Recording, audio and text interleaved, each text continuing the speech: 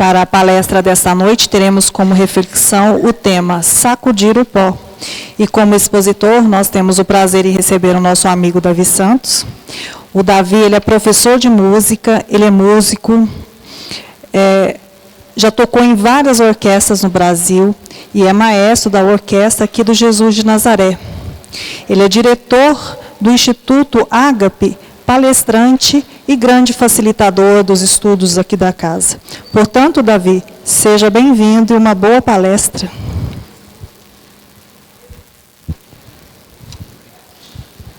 Mais uma vez, uma boa noite a todos. O tema desse estudo, eu acho ele muito interessante e bem atual, até para os dias de hoje, pelo que nós temos vivenciado muito em vários âmbitos da nossa vida, seja no ministério, num trabalho abraçado na casa, seja talvez no trabalho mesmo secular, né, de onde vem o sustento da nossa casa, seja nos relacionamentos interpessoais, nos relacionamentos afetivos. Quem nunca se sentiu cansado? Quem nunca sentiu aquela vontade de falar assim, eu queria sumir, né? Quem nunca? Tem uma leitura muito linda no livro Caminho, Verdade e Vida, do psicografia do Chico, né? De autoria de Emmanuel. Se eu não me engano, é a lição 83. E ela fala o seguinte, que certamente no mundo nós teríamos aflições, e que nos momentos de dor não nos seria proibido chorar, mas que nós nos esqueçamos de Deus, nosso Pai, né, que olha por nós e conhece cada uma de nossas necessidades. E o próprio Cristo já nos disse isso, é que às vezes nós nos esquecemos que nós não estamos órfãos nessa terra. Nós não somos filhos esquecidos, muito pelo contrário. Nós somos filhos e filhas muito amados por Deus, nosso Pai. Quem aqui tem filho? Levanta a mão, por favor. Quando seu filho está lá, né, passando um aperto danado, e ele quer falar com você, principalmente aí os adolescentes, né, quem tem filho adolescente, o que faz? O que ele faz? Ele liga, não é verdade? Ou então manda um WhatsApp, né? Lá em casa acontece isso muito. Nós temos uma filha de 16, vai fazer 17 anos, e aí sempre quando ela tem alguma dificuldade na escola, começa, né, o telefone vibrar demais dentro do bolso. O meu particularmente vive no silencioso, porque eu trabalho dando aula de música, então eu já nem deixo o telefone ligado. Aí eu já penso, opa, é a Larissa. E aí eu olho, depois é o WhatsApp dela, né? Precisando de alguma coisa. Nós, como filhos e filhas de Deus, como nós mandamos um WhatsApp para Deus? Como nós fazemos uma ligação para o nosso Pai? Através do quê? Da oração. E nós fazemos o uso da oração com frequência? Ou nós fazemos o uso da reclamação com frequência? Qual das duas coisas nós utilizamos mais? Porque na maioria das vezes, o nosso discurso, e eu me incluo, é o seguinte: está muito difícil, fulano é muito complicado, cicrano eu nem aguento mais, eu vou para o meu trabalho, eu vou ver o Zezinho, eu não suporto olhar na cara do Zezinho mais, né? Não é assim? Deus tem até aquela brincadeirinha, né? Me dá paciência para aguentar meu chefe, porque se me der força, eu vou bater nele. Às vezes quando ora, ainda ora desse jeito, né? Como nós estamos utilizando o benefício da prece. O tema desse estudo, ele foi inspirado na leitura 71 do livro Pão Nosso. Um livro excelente, né? Para leitura e reflexão diária. Então, quem não tem esse livro, fica a sugestão. Ótimo para a gente ler. Eu gosto de ler ele sempre, principalmente de manhã. E fala o seguinte: e se ninguém vos receber, nem escutar as vossas palavras, saindo daquela casa ou cidade, sacudi o pó de vossos pés. E é tão interessante que isso é uma citação do Evangelho, né, de Mateus, capítulo 10, versículo 14. Eu até, antes de ler o que Emmanuel nos diz, eu deixei anotado aqui, de forma literal, o que o Evangelho, o que está escrito no Evangelho, né? Eu peguei até alguns versículos anteriores para a gente poder contextualizar o porquê que Jesus disse isso, porque o que nos parece, a uma primeira vista, que Jesus está falando para a gente ser rancoroso, ser grosso, né? Ah, eu não fui bem recebido, eu vou sacudir até o pó do meu sapato. Daqui eu não quero levar nada. Não é essa a primeira impressão que a gente tem? Mas olha aqui, o que aconteceu? Chamando seus 12 discípulos, deu-lhes autoridade para expulsar espíritos imundos e curar todas as doenças e enfermidades. Estes são os nomes dos 12 apóstolos: Simão, chamado Pedro, André, seu irmão, Tiago, filho de Zebedeu, João, seu irmão, Filipe, Bartolomeu, Tomé, Mateus, o publicano, Tiago, Alfeu e Tadeu, Simão, o Zelote, e Judas Iscariotes, que o traiu. Então, esses são os 12 apóstolos. Jesus enviou estes 12 com as seguintes instruções: não se dirijam aos gentios, não entrem em cidade alguma dos samaritanos, antes dirijam-se às ovelhas perdidas de Israel. Por onde forem, preguem esta mensagem: o reino dos céus está próximo. Curem os enfermos, ressuscitem os mortos, purifiquem os leprosos, expulsem os demônios. Vocês receberam de graça, deem também de graça. Não levem nem ouro, nem prata, nem cobre em seus cintos. Não levem nenhum saco de viagem, nem túnica extra, nem sandálias, nem bordão, pois o trabalhador é digno do seu sustento. Na cidade ou povoado em que entrarem, procurem alguém digno de recebê-los. Fiquem em sua casa até partirem. Ao entrarem na casa, saudem-na. Se a casa for digna, que a paz de vocês repouse sobre ela. Se não for, que a paz retorne para vocês. Se alguém não vos receber, nem ouvir as vossas palavras, sacudam a poeira dos pés, quando saírem daquela casa ou cidade.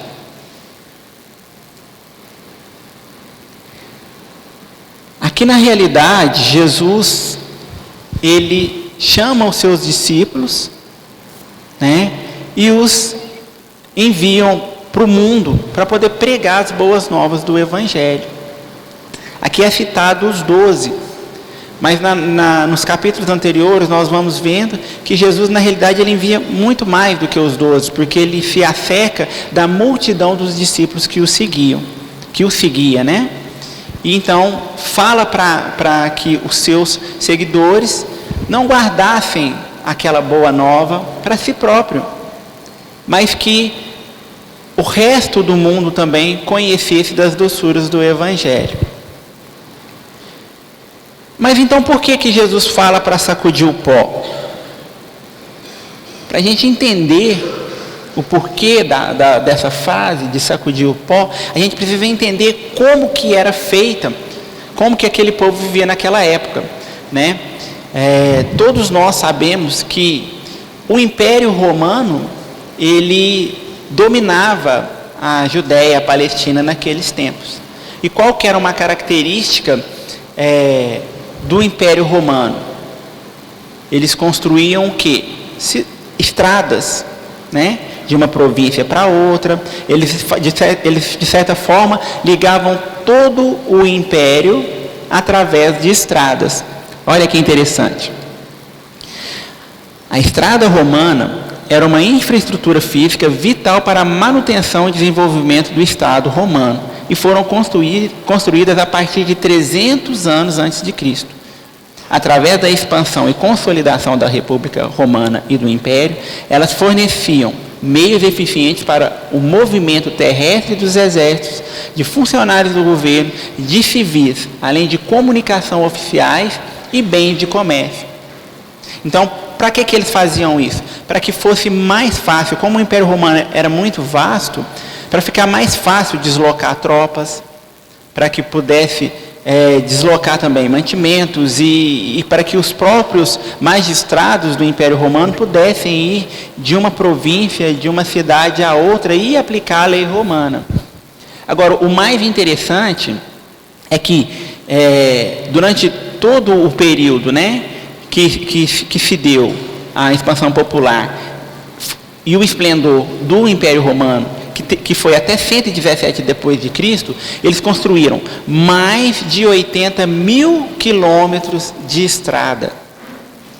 Dava para dar cerca de 2 voltas inteiras ao redor da Terra. E aí fica a pergunta: por que os romanos, né, começaram a construir essas estradas 300 anos antes do Cristo, terminaram 117 depois de Cristo? Então, foram mais de 400 anos construindo estradas, né? Vamos colocar dessa forma. Naquela época não tinha avião, não tinha carro, tinha o jumento, né? Nem tanto cavalo, não se utilizava tanto cavalo. O povo hebreu, o povo judeu, eles utilizavam mais de jumento para fazer essas pequenas viagens. E, em alguns casos também, o transporte era através de pequenas embarcações, mas principalmente através de estradas. Olha como é vasta a sabedoria divina, né? Como o Evangelho poderia ser pregado, se expandir, se não houvesse uma infraestrutura adequada para que o mesmo pudesse viajar de um local para o outro. Então, bem antes do Cristo, já começou o quê? A construir as estradas, né? O Império Romano já começou a fazer essa ligação da Judéia, da Palestina, através da Europa e das cidades romanas, que era o quê? O centro da civilização ocidental. E através daí pôde a mensagem do Evangelho, a mensagem do Cristo, sair do Oriente, sair ali da Palestina e fazer todo o trajeto, todos os trajetos, chegar em Roma e através de Roma se expandir para o mundo todo, né?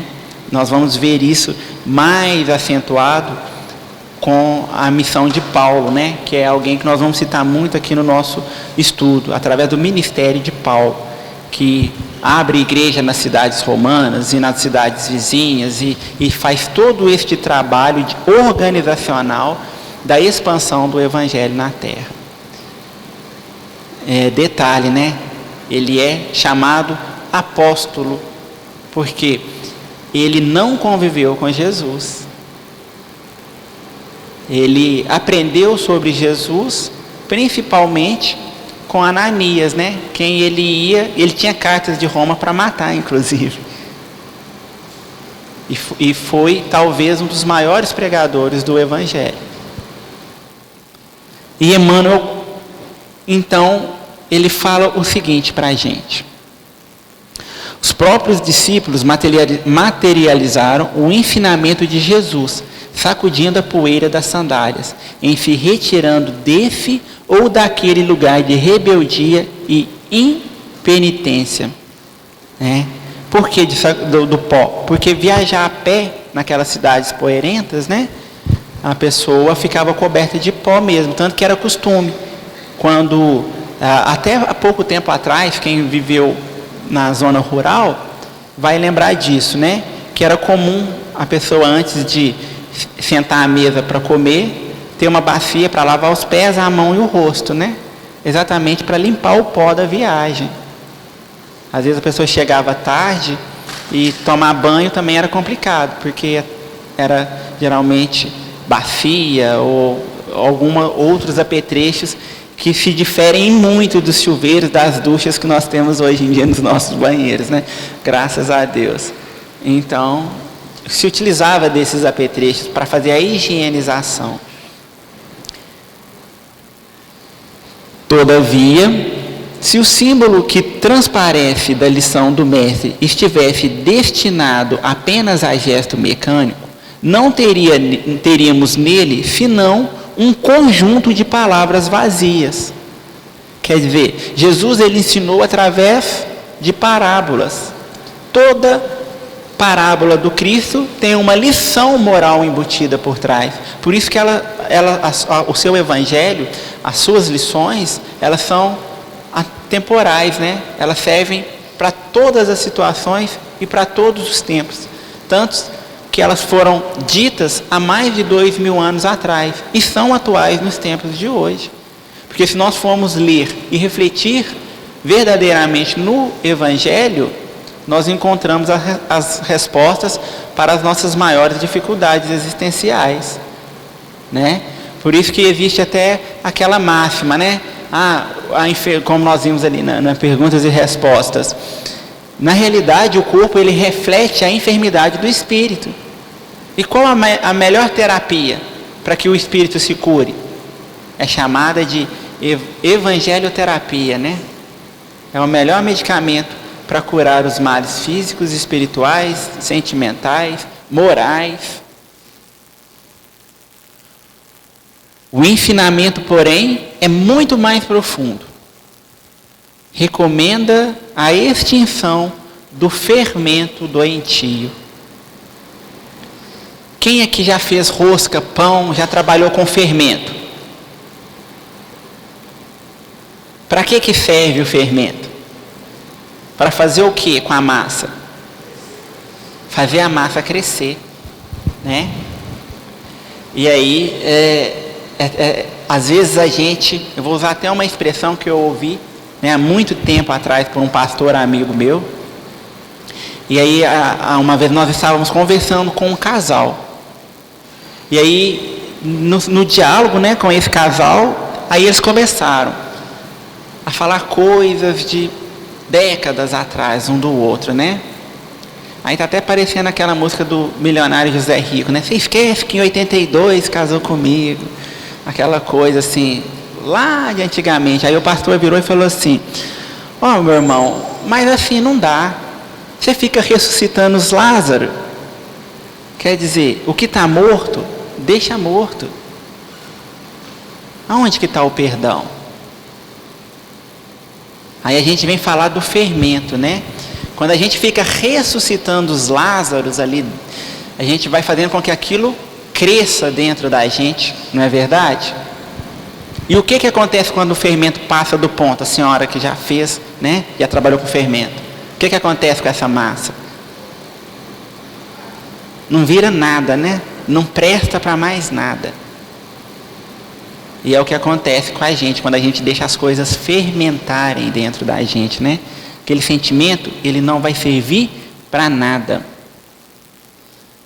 Sacudir o pó dos pés é não conservar qualquer mágoa ou qualquer detrito nas bases da vida, em face da ignorância e da perversidade que se manifestam no caminho de nossas experiências comuns.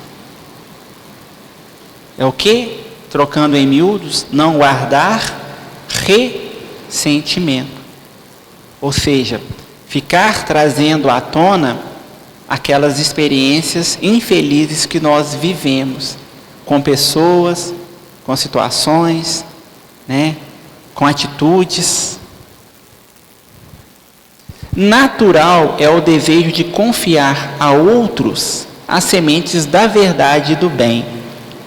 A gente sempre procura transferir para outra pessoa as responsabilidades que cabem a nós mesmos, né? Nós transferimos para o próprio Cristo a responsabilidade que é minha, de construir para mim um amanhã diferente. Quando eu viro e falo assim: olha, eu acredito em Jesus, eu estou salvo. É a teologia da salvação, né? Mas e cadê a minha responsabilidade de mudar de atitude, de fazer diferente? Eu acredito em Jesus, então eu acredito nas palavras dele.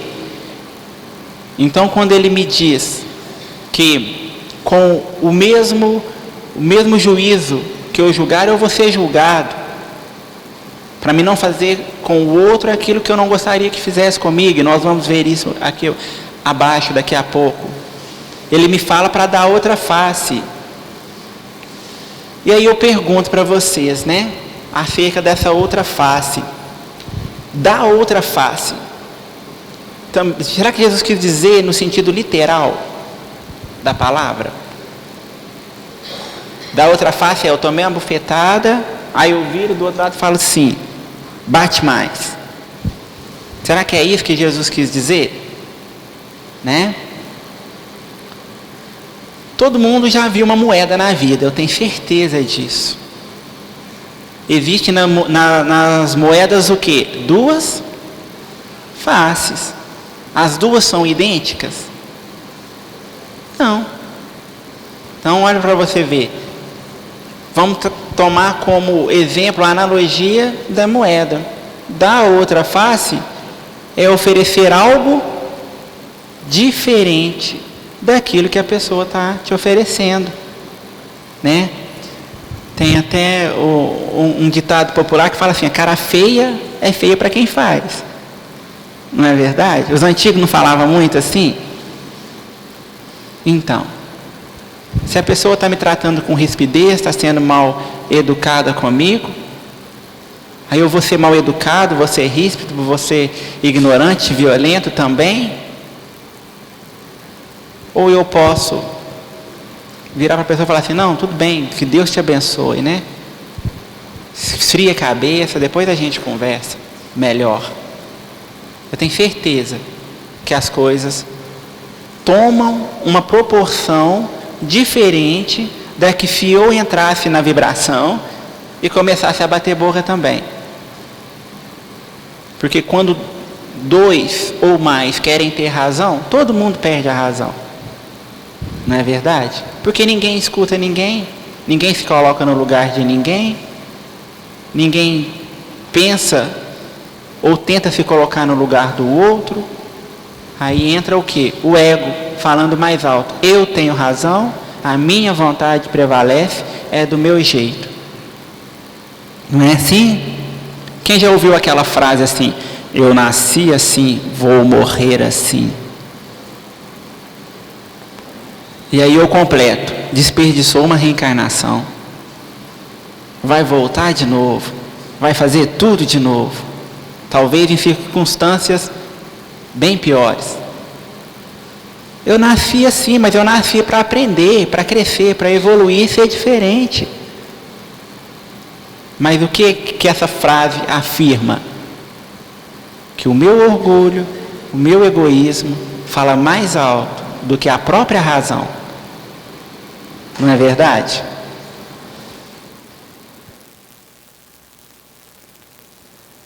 Quando eu transmito para o outro, segundo a leitura, a responsabilidade, né, que ele fala aqui,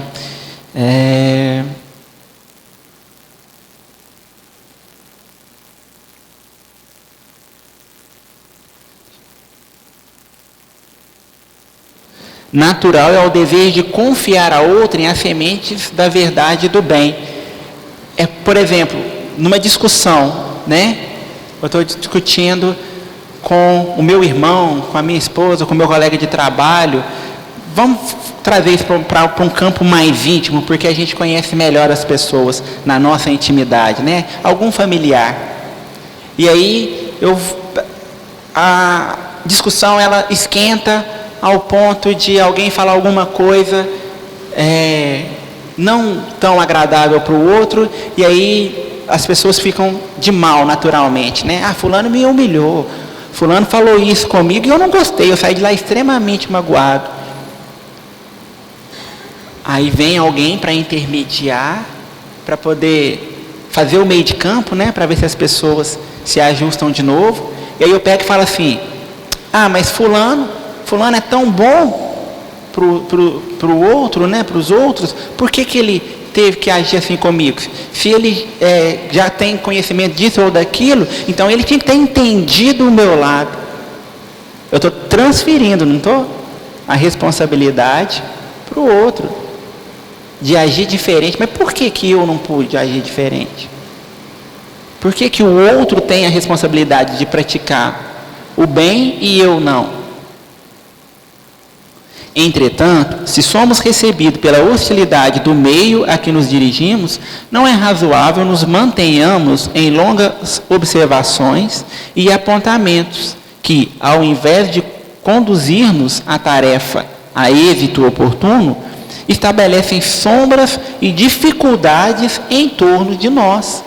Ou seja, se eu estou numa tarefa, seja na casa espírita, seja numa igreja, seja num grupo de trabalho a que eu me encaixe, e ali acontecem situações, levantam-se pessoas que meio que desestabilizam a tarefa, o trabalho, e aí eu começo a desanimar com a casa, eu começo a desanimar com o trabalho, eu começo a desanimar com a tarefa, e o culpado é o outro. Por quê? Porque eu faço o contrário do que Emmanuel nos recomenda. Ao invés de eu ficar me delongando, né, em longas observações e apontamentos que não me conduzem ao êxito da tarefa, por que eu não arregaço as mangas, entendo a dificuldade do outro, seja ela no campo emocional, pessoal, porque cada um de nós aqui nessa sala, né, é um universo que somente nós mesmos e Deus para conhecer. Então, às vezes, a pessoa tem uma determinada atitude com você ou conosco, e a gente logo fica magoado, fica ressentido. Mas o que aconteceu antes com essa pessoa? Qual é o histórico dela? Qual é o histórico de vida? Qual que é o histórico do próprio dia? Será que deu tudo certo no caminho? Está todo mundo bem em casa? Não tem ninguém doente? Né? Por que essa pessoa ficou tão nervosa, ficou tão magoada?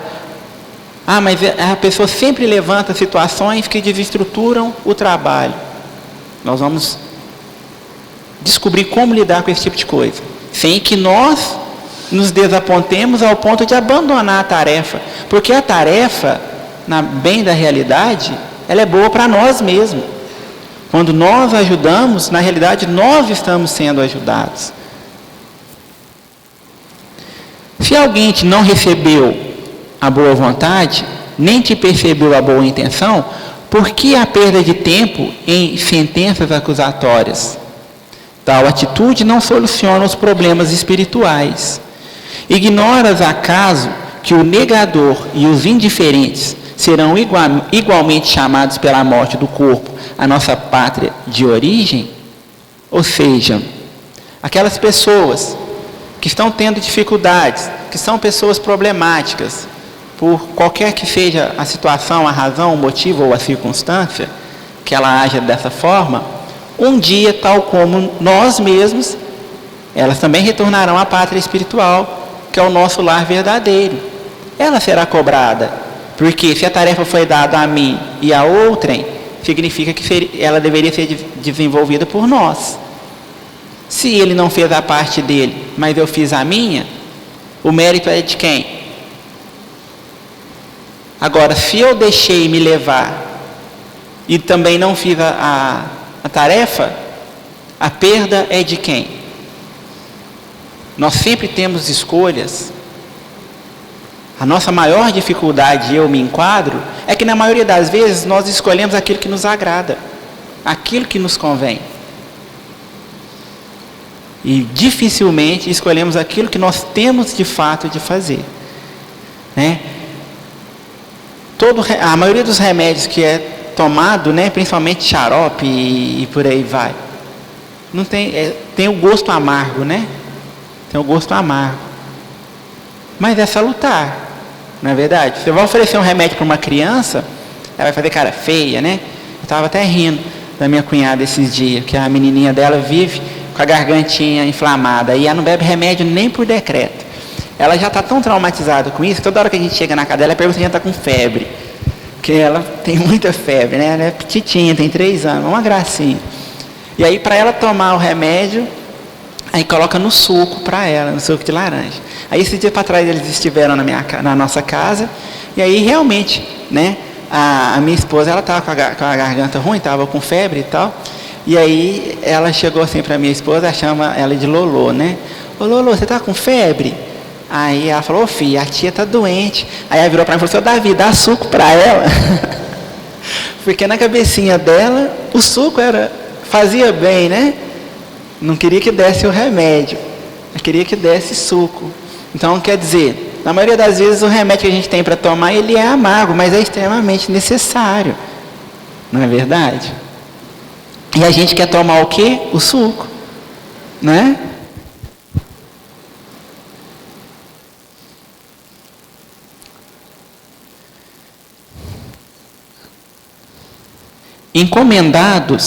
Encomenda-nos Jesus com amor, encomenda-os a Jesus com amor e prossegue em linha reta, buscando os teus sagrados objetivos.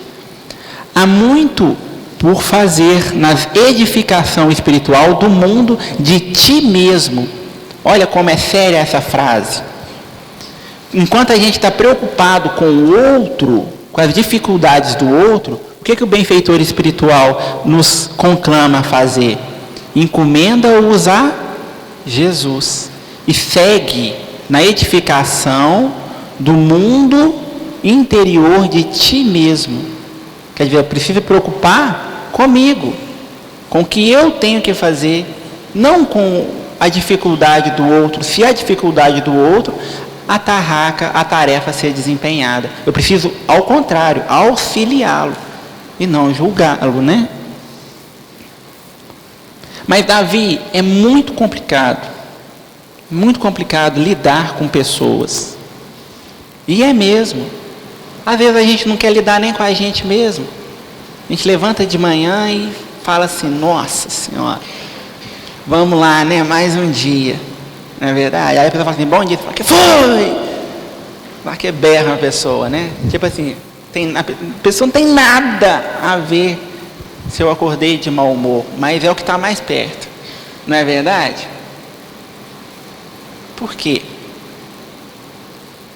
Falta amor, falta caridade. E qual que é o verdadeiro sentido da palavra caridade? Dar uma esmola, fazer uma cesta básica, dar uma roupa? Também. Pergunta 886 do Livro dos Espíritos. Qual o verdadeiro sentido da palavra caridade como entendia Jesus? Benevolência para com todos. Indulgência para as imperfeições alheias. Ou seja, nós não somos perfeitos. Se eu não sou, eu quero que o outro seja. Perdão das ofensas. Nossa, essa aqui é difícil, né? Porque Jesus fala assim: amai o vosso semelhante, o vosso próximo, como a ti mesmo. E eu sempre falo isso. Será que nós nos amamos? Será que eu me perdoo? A gente se perdoar é difícil. Perdoar o outro talvez até a gente consiga. Mas perdoar a gente mesmo é complicado. E olha o comentário de Kardec.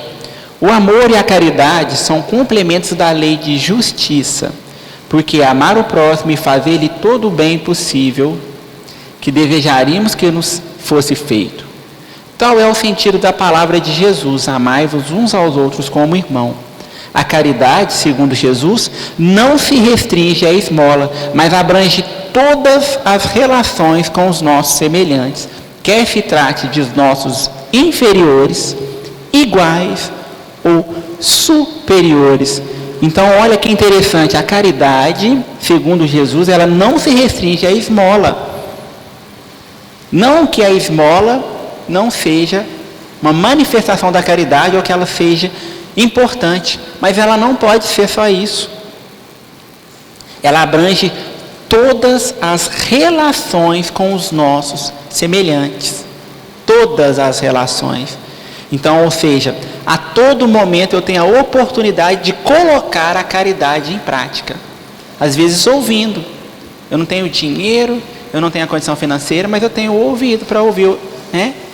Alguém que esteja numa dificuldade. Eu tenho a palavra, que eu possa usar essa palavra para edificar, para levantar o astral de alguém. Aí quando a pessoa vira, né, a esposa vira assim de manhã para o marido, bom dia. Aí o marido, bom dia, meu amor, você está linda, né? Está toda descabelada, né? Acabou de acordar. Aí ele fala, você está linda, olha, acordar e te ver faz o meu dia ser diferente. Não fica legal? Fala que o dia desses dois não vai ser legal pra caramba, não é mesmo? Pode ir para o serviço, aí o chefe está naquele grau, né? Mas a pessoa vai... Aí a esposa, ô meu amor, mas você também é lindo. Você é o colírio para os meus olhos, né? E o mundo pode desabar, gente. Porque o amor transforma. Não é verdade? Né? Quem já leu o livro Paulo e Estevão? É uma leitura fantástica, não é verdade? Eu separei um trecho deste livro para a gente poder entender melhor como aplicar essas coisas que a gente está falando aqui, sobre caridade, sobre dar outra face, sobre sacudir o pó, né? Não guardar o ressentimento e continuarmos na tarefa sem desanimar. Porque Paulo, apesar de todas as dificuldades, ele levou a sua tarefa até o final. Não é verdade? Nesse trecho do livro, eu acho ele muito bonito, inclusive, né? Porque Paulo, ele já estava cansado do seu ministério, dos trabalhos que ele estava tendo e tudo, e ele tinha um amor, né? A Abigail, que já havia desencarnado e tal. Quem lê o livro vai saber, eu não vou entrar muito nos detalhes. Então ele, meio em desdobramento, né, que é quando nós adormecemos e acontece o desdobramento do espírito. O nosso espírito, então, ele se vê previamente livre do corpo físico, e aí é onde nós vamos ter contato com os nossos entes queridos, os nossos mentores, os amigos espirituais. E ele tem esse encontro com a Abigail. E aí, então, ele faz algumas perguntas para a Abigail. Tão logo ele observa que aquele momento maravilhoso entre os dois estava chegando ao fim, né? Ansioso de aproveitar as mínimas parcelas daquele glorioso, fugaz minuto, Saulo alinhava mentalmente grandes números de perguntas. E aí então, apesar de todas as perguntas, ele separa algumas e faz. O que fazer para adquirir a compreensão perfeita dos desígnios do Cristo? Como que nós podemos fazer para entender de forma perfeita o que Cristo espera de nós? O que Cristo nos chama a desenvolver no universo íntimo de nós mesmos? Aí a resposta dela é curta. Ama, respondeu Abigail espontaneamente. Ama. E aí então ele continua. Mas como proceder de modo a enriquecermos na virtude divina? Jesus aconselha o amor aos próprios inimigos. Entretanto, considerava quão difícil devia ser semelhante realização, amar os nossos inimigos, né? Aí ele disse: penoso testemunhar dedicação sem o real entendimento dos outros. Como fazer para que a alma alcance tão elevada expressão de esforço com Jesus Cristo? Trabalha, trabalha. Esclareceu a noiva amada, sorrindo bondosamente. Abigail tinha razão. Era necessário realizar a obra de aperfeiçoamento interior. Quando Abigail fala para trabalhar, ela está falando para ele trabalhar dentro dele mesmo. Porque se o meu mundo interior não está legal, como que eu vou exteriorizar algum bem? A gente dá aquilo que a gente tem. Se alguém chegar para mim e falar, ô Davi, eu estou precisando de dinheiro, me empresta 10 mil aí. Eu não tenho. Mas eu posso te dar uma palavra, né? Olha, meu irmão, Deus vai te abençoar. Você vai conseguir trabalhar e vai conseguir esse dinheiro.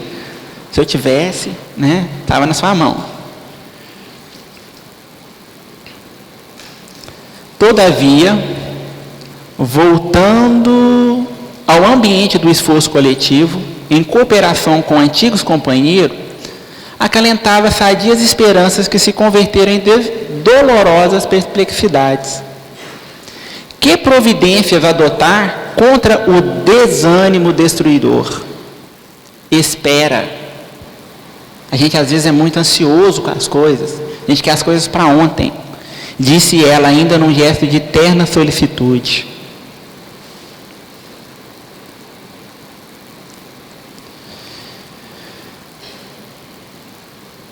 E aí ele continua, né? Onde a liberdade do Cristo, onde as vastas esperanças que o seu amor trouxera à humanidade inteira, sem exclusão dos filhos e de outras raças, concordavam em que se fazia indispensável amar, trabalhar e esperar. Entretanto, como agir no âmbito de forças tão heterogêneas? Como conciliar as grandiosas lições do Evangelho com a liderança dos homens? Ou seja, como que eu vou aplicar tudo que o Evangelho me propõe? Como que eu vou fazer a obra que Jesus espera que eu faça em mim mesmo e na construção desse mundo de regeneração, se eu dependo da força, tarefa, da ajuda, do auxílio de homens, que assim como eu são falhos, têm dificuldades. E ela então respondeu mais uma vez, perdoa. Então qual que é o segredo do sucesso? Para sacudir o pó, para que a gente continue firme na nossa tarefa, nessa tarefa árdua da construção desse mundo melhor no nosso universo interior e sermos coautores na construção desse mundo regenerado. São 4 passos. Quais são eles? Faz assim com a mão, ó, e fala comigo. Ama, espera, trabalha e perdoa. Quem sabe, no final da nossa jornada terrena, nós consigamos afirmar, assim como Paulo, na segunda carta a Timóteo, no capítulo 4, do versículo 7 ao 8, ele fala o seguinte: combati o bom combate, acabei a carreira, guardei a fé. Desde agora a coroa da justiça me está guardada, a qual o Senhor, justo juiz, me dará naquele dia. E não somente a mim, mas também a todos os que amarem a sua vinda. Então, quem sabe, no futuro, né, a gente não consiga ter a consciência de que nós combatemos o bom combate, ou seja, combatemos as dificuldades e as nossas más inclinações. Acabei a carreira, ou seja, a tarefa que me foi confiada, eu levei ela até o final.